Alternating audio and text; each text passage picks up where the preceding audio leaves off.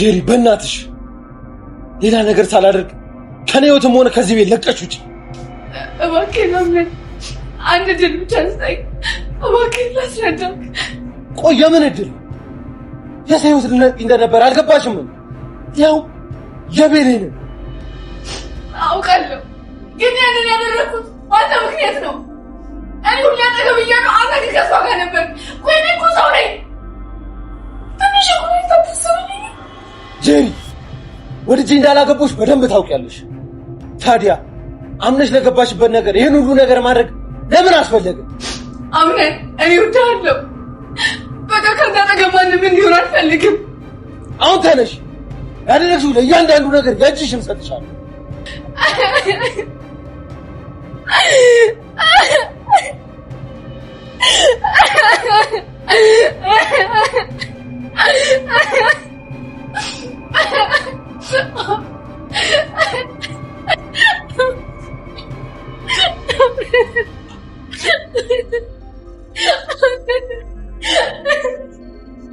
ድር ክፍል 37 እየተጫነ ነውና እዚህ ቻናል ላይ ሰብስክራይብ አድርጋችሁ የደውል ምልክቷን በመጫን እናንተ ቀደም ብሎ የሚደርሳችሁ ይሆናል።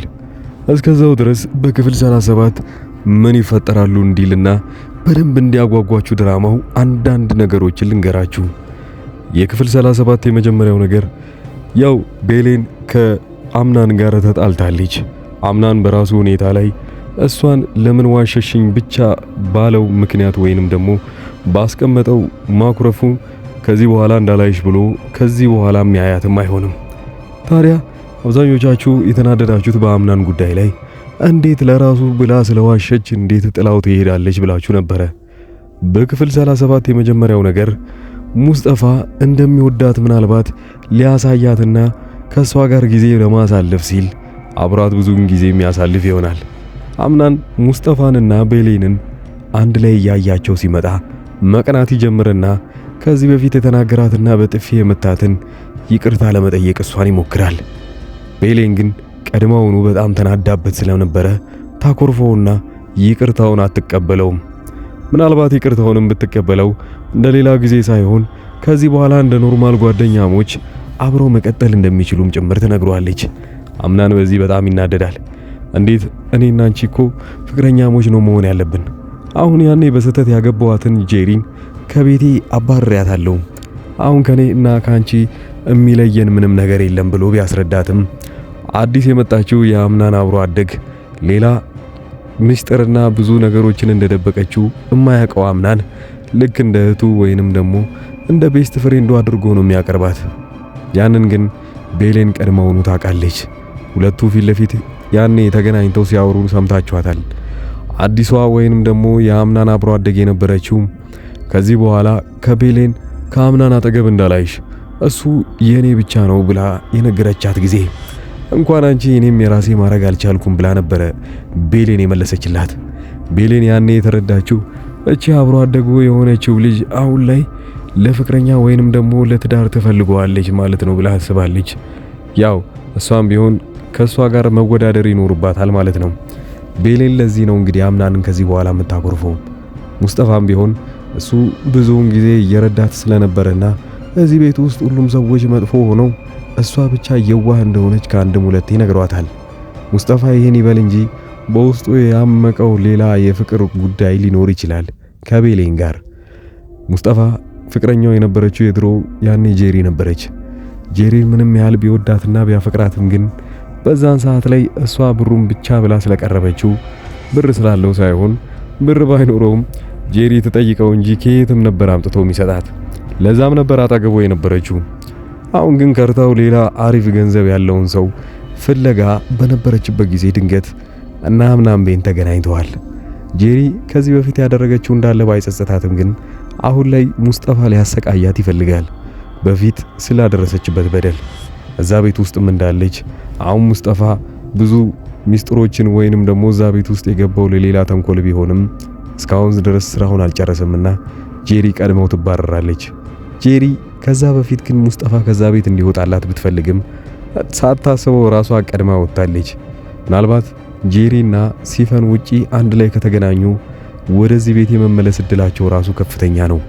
ሌላው በክፍል 37 የምናገኘው አንዱ ሚስጥር ያኔ መረጃውን የወሰደችበት ሴትዮ አፍና የነበረችው ልጅ ድጋሚ ወደ ድራማው ትከሰታለች። አሁንም ቢሆን ከአምናን ጋር ያልጨረሰችው ጉዳይ እንዳለ ሁላችሁም ታውቃላችሁ።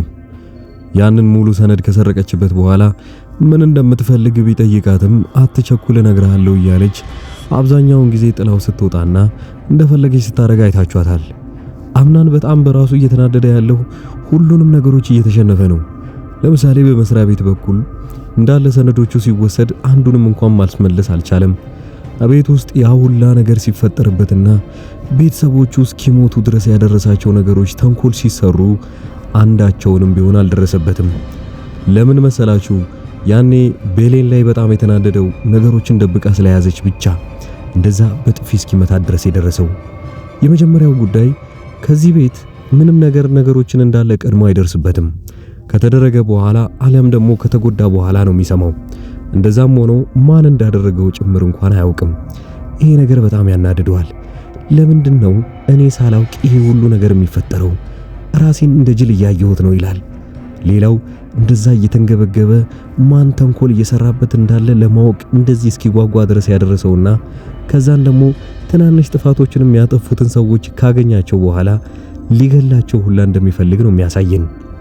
እዛ ቤት ሀያትየው በጣም ትልቅ ሚስጥር የያዘችው ሴት ከዚህ በፊት የሰው ነፍስ ሁላ ሳታጠፋ አትቀርም። የሰው ነፍስ ማጥፋት በሷ በኩል እንደ ቀልድ ነው የሚታየው። ያው እሷም ቢሆን የትልቅ ድርጅቶች መሪ ስለሆነች እነዚህ ትላልቅ ድርጅቶች የሚይዙ ሰዎች ደግሞ ብዙ ወንጀልን ይሰራሉ።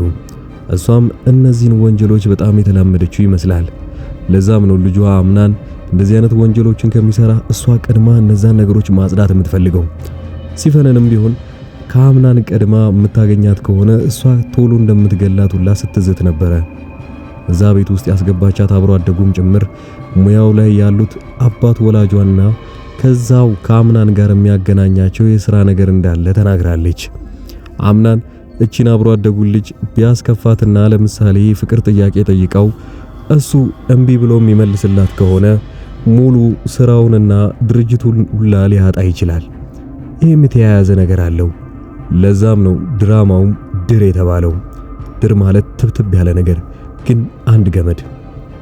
ድርጅቱ ምንም እንኳን ከአምናን ጋር ሙሉ ኃላፊነቱን ቢወስድም እሱ ለሚያደርጋቸው ነገሮች እንዳለ በቀላሉ የራሱ የሆኑ ጠላቶች ሙሉ ለሙሉ ድርጅቱን ሊያፈርሱበት ይችላሉ። ስለዚህ እቺ የመጣችዋን አብሮ አደጉን ልጅ የማይንከባከባት ከሆነና የምትፈልገውን ነገር ጠይቃው እሱ እምቢ ካለ ያው ድርጅቱን በተዘዋዋሪ እንዳጣው ቁጠሩት። ለዛ ነው ቤሌን በጣም ትልቅ ዋጋ ያላት ለሱ የምትሆነው። እሷን ካገኘና እሷን የራሱ ለማድረግ የሚሞክር ከሆነ በሌላው ጎኑ ሙሉ ድርጅቱን ማጣት ይኖርበታል። አሊያም ሌላ የሚፈልጋቸው ነገሮች ከዛም በሌላ ያሳጡት ይችላሉ። አሊያም እሷ እንደዚህን እንደ ትርካሽ የሚያያት ከሆነና አሁን እንደሚያሳየው አይነት ባህሪ ለሷ የሚያሳያት ከሆነ ከድርጅቱም ከቤሌንም ሳይሆን ከዛ ቦታ ላይ ሊወጣ ይችላል። ቤሌን ብዙ የሚያናድር ነገሮች አድርጎባታል። ያው እሷ ጥላ እስከ መሄድ ድረስ ሊያደርሳት የሚችሉ ነገር ግን ሁሌም የምታስታውሰው የእሱ እናት ቃል ግቢልኝ እንዳለቻት መቼም ቢሆን ከጎኑ ላጠፋና አንቺ ብቻ ነሽ ለቱ የምትሆኚው ብላ ስለነገረችኝ ጥዬው መሄድ የለብኝም በቀላሉ እሱም ማስተካከል አለብኝ ብላ ለራሷም ቃል ገብታለች።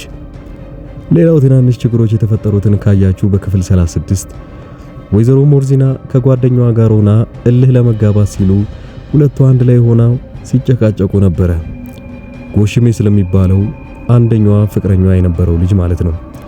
ያ ሰውዬ እንግዲህ ወደ ቦታው ሳይመጣ በፊት ወይዘሮ ሞርዚና ሆን ብላ ለቀልድ እኔም እኮ ወደዋለሁ ብላ ስታናድዳት ሰውየው ገና እንደገባ እኔም ሞርዚናን ወዳታለሁ እሷን ማግባት ፈልጋለሁ ብሎ ኩስትር ይላል። ወይዘሮ ሞርዚና እኮ ለቀልድ ነበር እንደዛ ያለችው። እውነትም ይወዳታል እንዴ? አሁን ነው ጉዱ የሚፈለው። ወይዘሮ ሞርዚና በጣም ትልቅ ስህተት ነው የሰራችው እዚህ ጋር። ለካ ጓደኛዋን ለማናደር ስትል ያደረገችው ነገር እውነት ሆኖ ተገኘ። አሁን ጓደኛዋ ክፉኛ ትጠላታለች። የገዛ ባሌን ነጠቀችኝ ብላ ማውራቷም አይቀርም። ወይዘሮ ሞርዚና እንደዚህ አይነት ነገር እንደማይመቻት ገና ከበፊቱም ከባህሪዋ አንጻር አይተናል። እዛ ቤት ውስጥ ብቸኛዋ ለቤሌን ተከላካሊ ወይዘሮ ሞርዚና ነች። አምናን እንኳን ነገሮችን በተናደዱ ቁጥር እሷን ቢከዳትም ወይዘሮ ሞርዚናን የመሰለ ቤሌንን የሚንከባከብ ሌላ ሰው የለም። ምናልባት አይታወቅም፣ ወደፊት እኮ እናቴን አጣዋት ብላ እየፈለገቻት ያለችውን የቤሌን እናት ራሷ ወይዘሮ ሞርዚና ሁላ ልትሆን ትችላለች። ሌላው ሲፈን ብዙዎቻችሁ ናፍቃችኋለች። ሲፈን ወደ ድራማው የምትመለስበት ብዙ መንገዶች አሉ።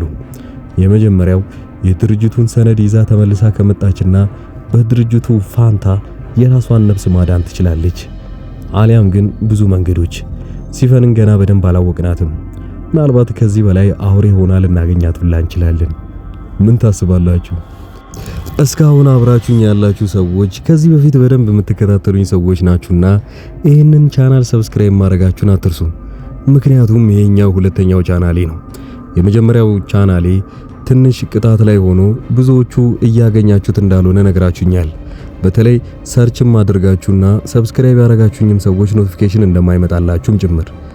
በዚህኛው በሁለተኛው ቻናሌም የመጣሁት ለዚህ ነው። ምናልባት ብዙዎቻችሁ እዛ ላይ የማታገኙኝ ከሆነ በዚህኛው እየሞከርንና ሁላችንም ኦዲየንሶችን በደንብ ለመሰብሰብ እየሞከርኩ ስለሆነ ከልብ እያመሰገንኩኝ ይህንን ቻናል ሰብስክራይብ ማድረጋችሁን አትርሱ። በክፍል 37 በቅርቡ እንገናኛለን። መልካም ጊዜ